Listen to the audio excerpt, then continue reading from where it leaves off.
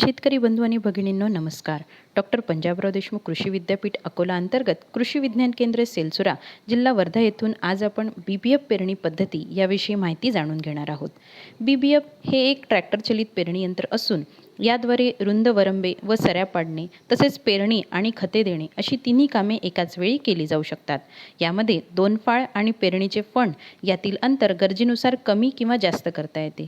तसेच सऱ्यांची रुंदीही कमी किंवा जास्त करता येते. उदाहरणार्थ वरंब्यावर सोयाबीन पिकाच्या 3 ते 4 ओळींमधील अंतर हे 30 ते 45 सेंटीमीटर देखील घेता येते. फाळामध्ये तयार होणाऱ्या सऱ्यांची रुंदी 30 ते 45 सेंटीमीटर गरजेनुसार ठेवता येते. कोरडवाहू शेतीमध्ये जलसंधारणाच्या दृष्टीने BBF पद्धत अतिशय उपयुक्त आहे.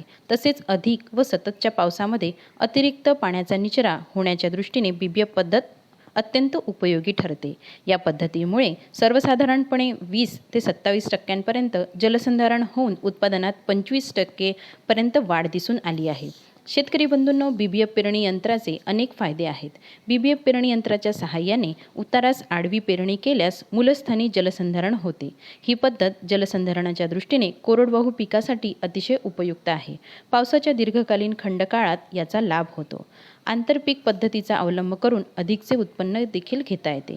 BBF पद्धतीने निविष्ठा जसे बियाणे, खते इत्यादींच्या खर्चामध्ये 20 ते 25% बचत देखील होते. खत व बियाणे एकाच वेळी पेरल्यामुळे खताचा कार्यक्षम वापर होतो. वरंब्यावर ओलावा टिकून ठेवला जात असल्याने पर्जन्यमान खंडाच्या कालावधीत सुद्धा पाण्याच्या ताणाची तीव्रता कमी होते. जास्त पर्जन्यमान झाल्यास या पद्धतीमधील सरींमधून अतिरिक्त पाणी वाहून जाण्यास मदत होते. पिकास मुबलक हवा, सूर्यप्रकाश मिळाल्याने पिकाची जोमदार वाढ होऊन पीक कीड रोगास बळी पडत नाही.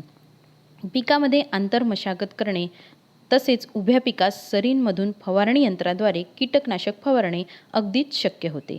या पद्धतीचा अवलंब केल्याने जमिनीची धूप कमी प्रमाणात होऊन सेंद्रिय कर्बाचा ऱ्हास थांबल्याने जमिनीची जलसंधारण क्षमता वाढते. या पद्धतीमुळे जमिनीची सच्छिद्रता वाढून जमीन भुसभुशीत होते. परिणामी पिकाची वाढ उत्तम होऊन उत्पादनामध्ये 20 ते 25% वाढ होते. धन्यवाद.